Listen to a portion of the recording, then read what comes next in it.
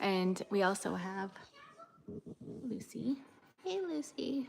She's asleep. Lucy is our chocolate lab.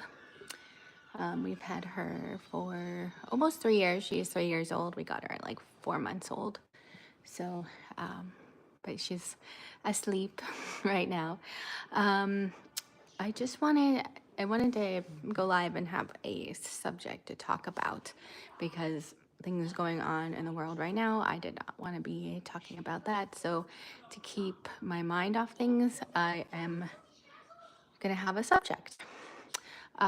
This weekend, we've kind of been just kind of hanging out, right, buddy? We've been hanging out. And so we're probably going to maybe go swim this afternoon. We haven't gone swimming in a week because Henry had an ear infection. So hopefully we can go swimming. I mean, we can go swimming. It's been a week. So we'll go swimming this afternoon. He's been asking for that. Have you been asking for swimming? He's been asking for swimming. So I wanted to talk about a few things in this live because one of the things that I heard when Henry was a baby, even before autism came up, was he'll eat when he's hungry. So that has to do with sensory issues and his what is now called ARFID, avoidance restrictive food intake disorder, which is a newer diagnosis. Henry is 13. He's non-speaking. He's had food issues his whole life, but we never heard ARFID until like recently, the last couple of years. Hi. That's a new diagnosis. I'm not sure if he has it now, but he definitely had it as a baby. So he, as a baby, did not chew anything. I'm good today. How is everybody? Thank you for watching. Henry, as a baby, did not chew anything until he was 2.5. He had to eat pureed food, and it had to be a certain type of pureed baby food. Even if we put a different type in the bottle, he still knew it had to be a certain type of baby food, and he would throw it up if he did not get the type. And he drank Pediasure. That's what he did for the first 2.5. He had for the first 2.5 years.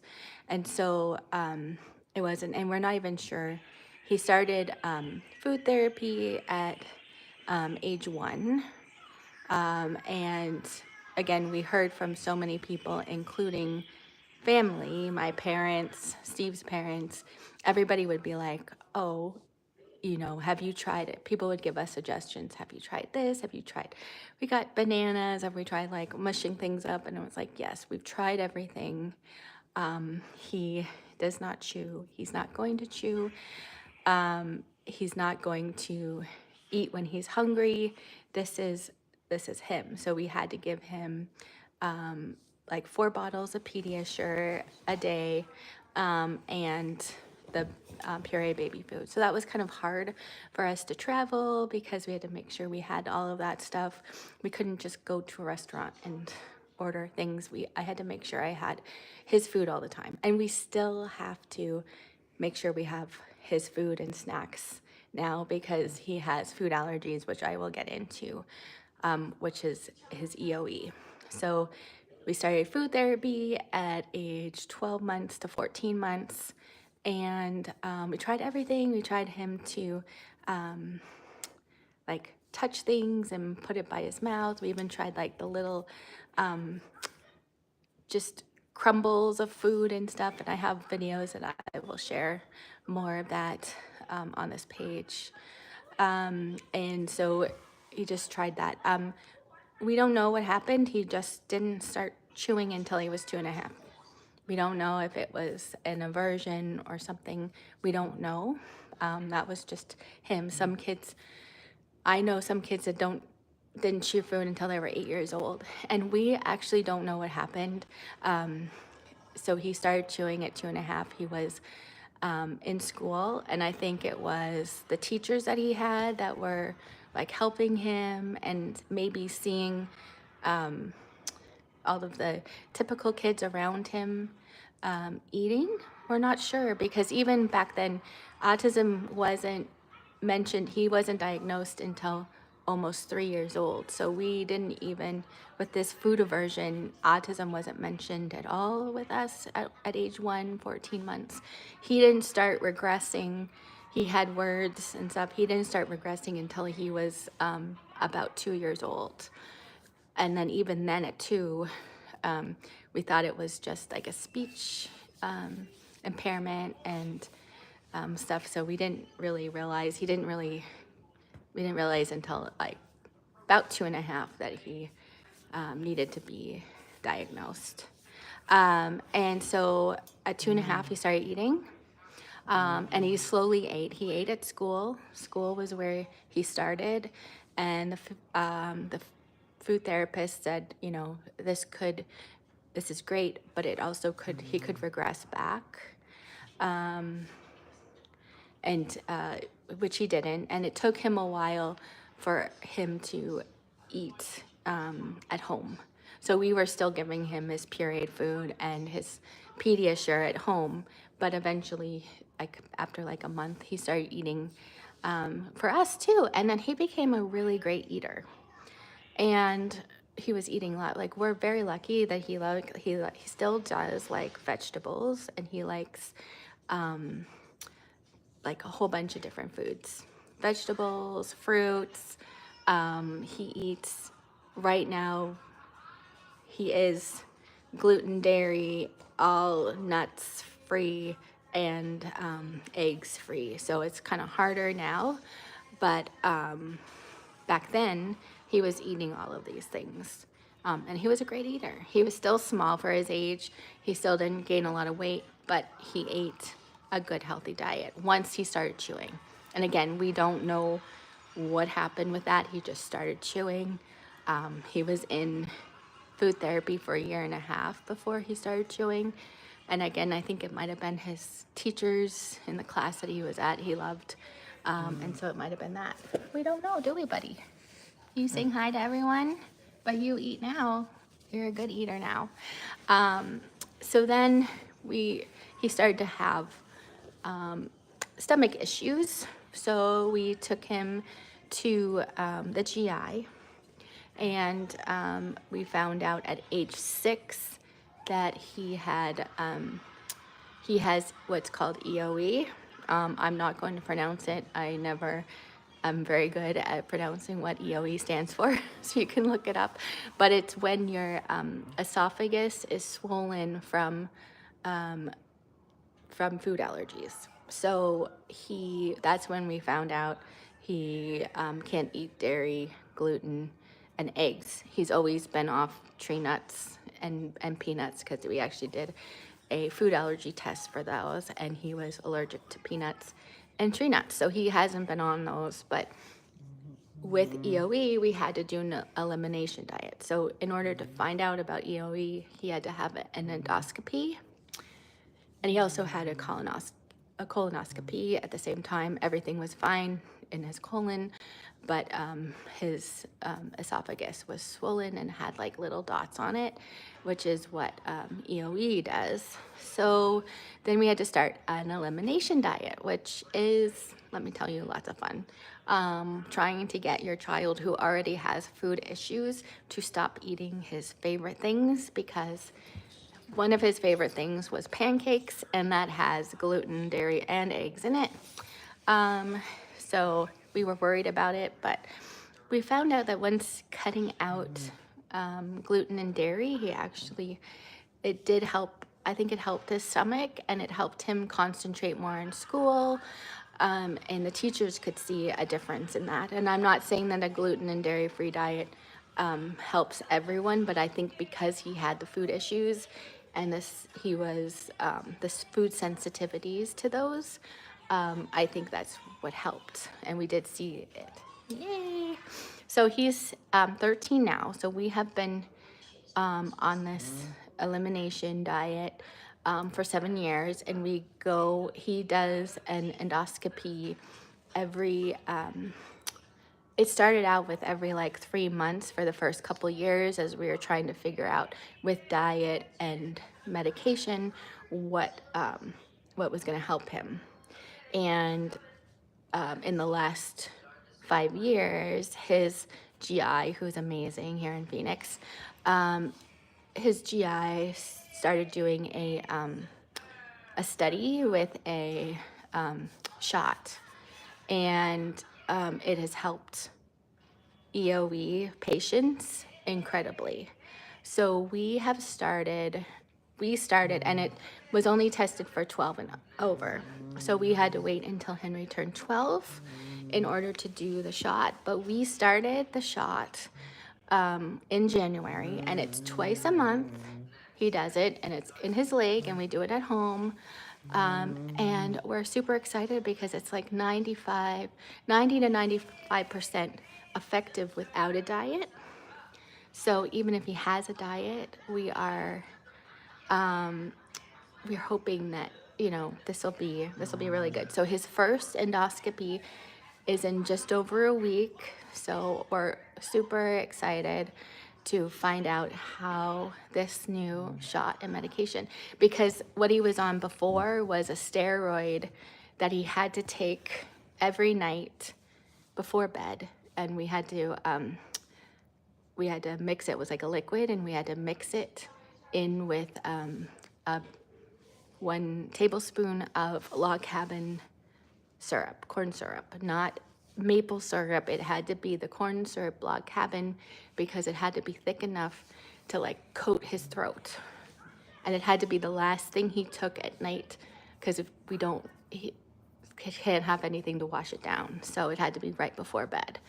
I'm super excited to not have to take the steroid anymore. He had it for every night for 6 years. And so keep your fingers crossed that this shot does it. And so far it's done really well for all of her patients that she's had before try it. So I'm super excited to see the results in just over a week. So I will keep everyone updated with it, but this has been kind of a journey. And so Henry is back on feeding therapy because he's been the last like few years, he started to like chipmunk his food. So he like, instead of chewing it right up, he like sticks it in his cheeks and he holds on to it for a while. So it takes him a long time to eat. And again, I think that's a sensory issue. So his speech therapist is also a food therapist.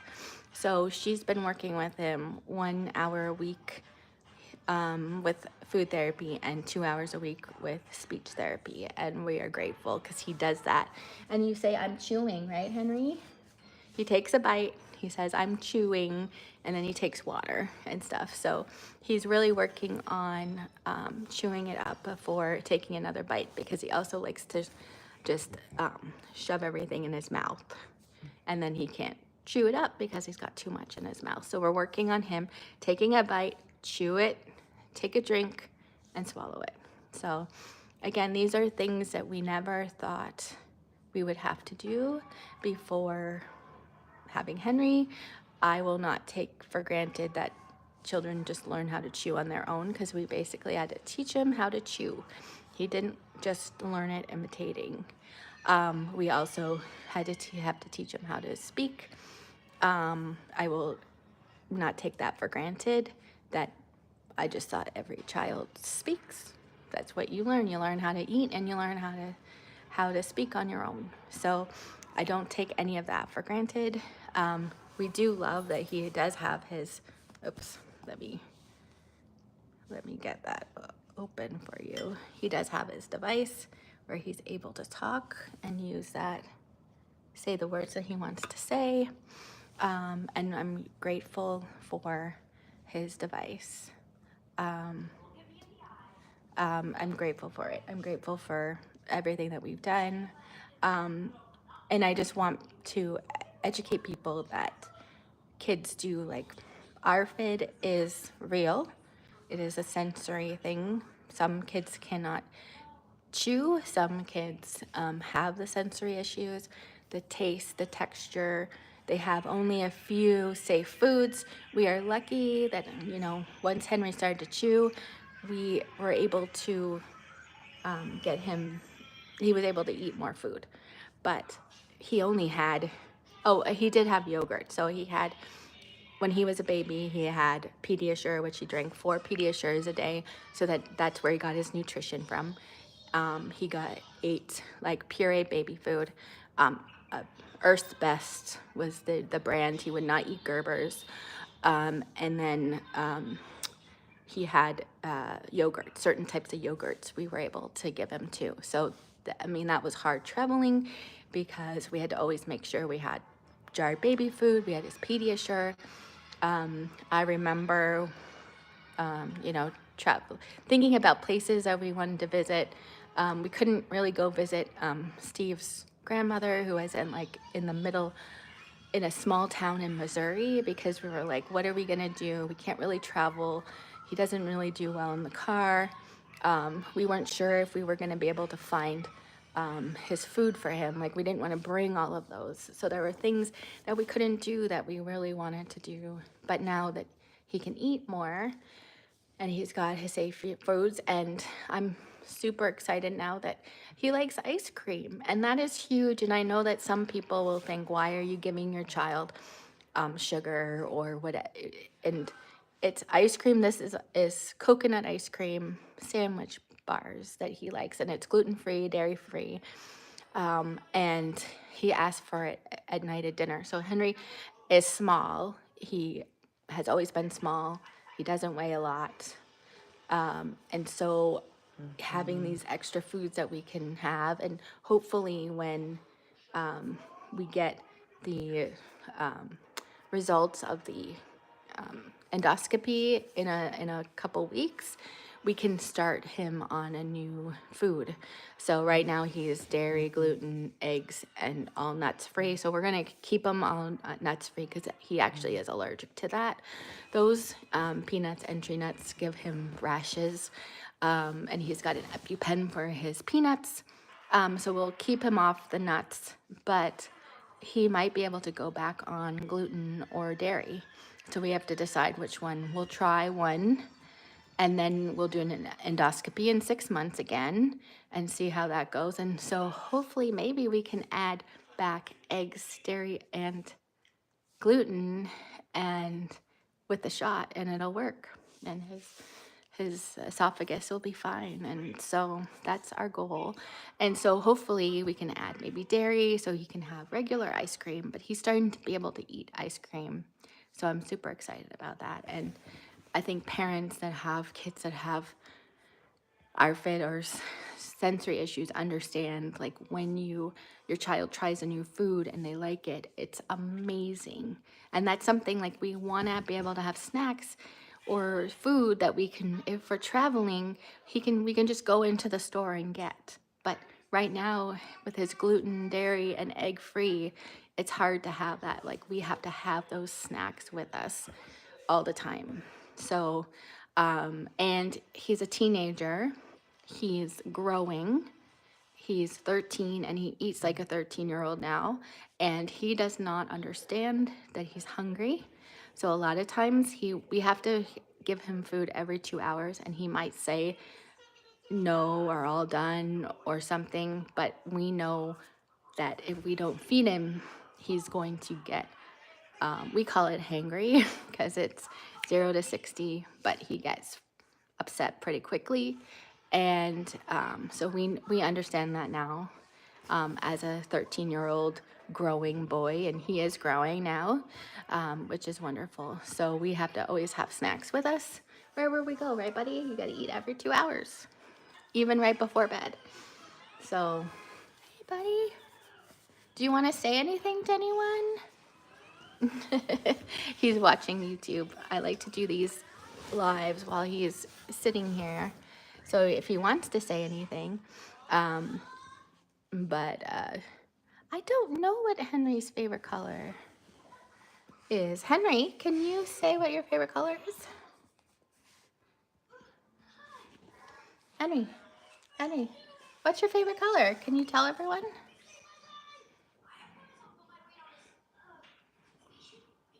Green. Green? Green. Green is his favorite color. He actually put on all red today. He chose his outfit and he's wearing all red today. So, but his favorite color changes.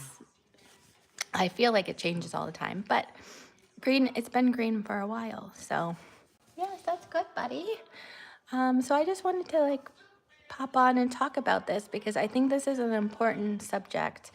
I think we get a lot of people saying that I've been getting a lot of, so one of my shorts and reels on Facebook that went viral was the one when Henry tried the ice cream sandwich for the first time, and people were like, why are you excited about giving your child sugar and stuff like that? And I just want people to know that when your child tries a new food and they like it and they ask for it again, it is exciting and we want to share it because it's hard. Like, we've been struggling with food, we've been struggling with his weight, he's been struggling with his height. He's going to be a short kid. He's 13 years old and not even 5 feet. So he's little for his age, but he's growing. He's close. He's almost 4'11", so he's close to it, and we're excited. So hopefully, with him eating, is helping him grow and stuff. And my husband, his dad, grew later in life too. Like when he was a senior in high school, he grew like 6 inches. So it could be that Henry's got that lack gene that grows later in life, which is okay too. So we just wanted to say hi. I wanted to pop on and talk about this. If you guys have any questions, let me know. If you have any questions for Henry, I'll go back on here and look. Henry's in summer school, so he's got school for the next 4 weeks, and then we are going back to Toronto.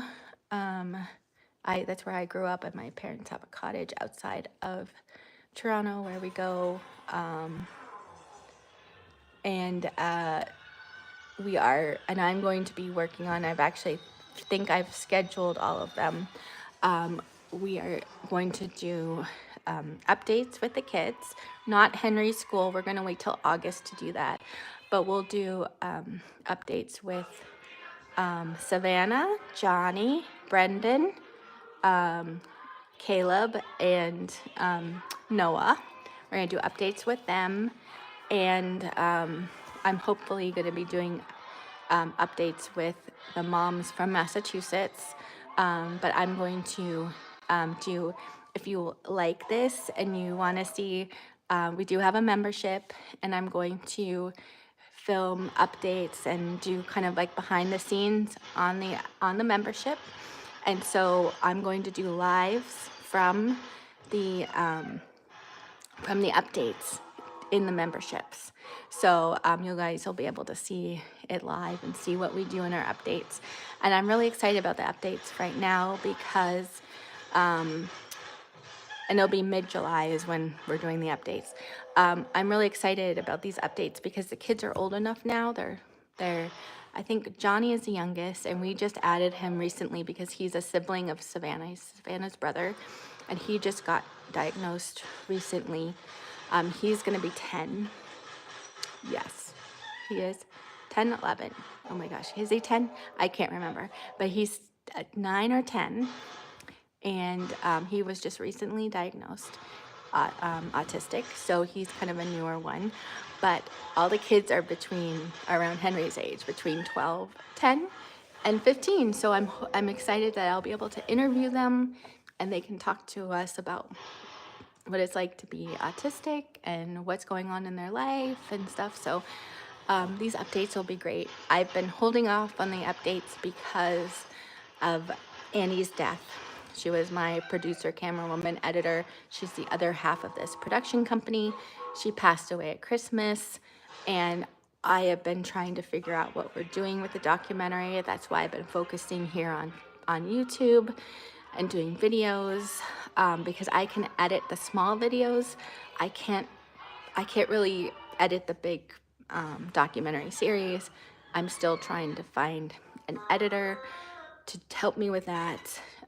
Annie and I were like two peas in a pod. Like, we knew each other so well that I think it's gonna be hard for me to find an editor like that. But I do have a woman that's gonna help film. So I'm excited about that. She's gonna help film the updates. So at least I can start doing that. And these updates are gonna be hard because it's the first updates without Annie. Annie was with us for 10 years of filming these kids. So they knew her, loved her.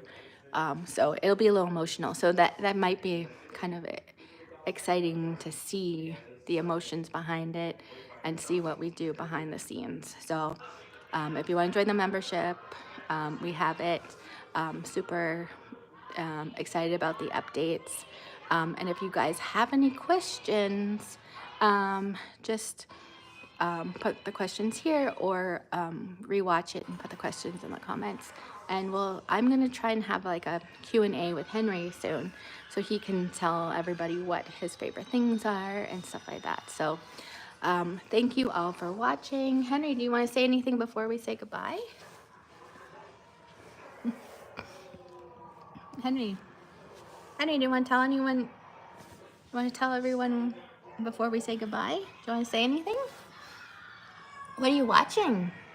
Hey, what are you watching? Henry. Hey. Nope.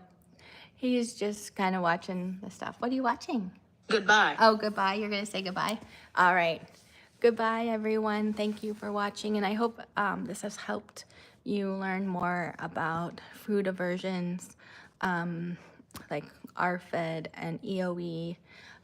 You know, it is hard for our kids that have that, and it's hard for the parents, and it's hard for everyone. So just be kind when you see people that may be eating the same foods over and over again. Those are called their safe foods. So it's very important that we respect their safe foods, and it may not seem healthy, but if they didn't eat those safe foods, they wouldn't have any food to eat. So, all right, thank you guys, and I'll go live next week. All right, thank you. Bye.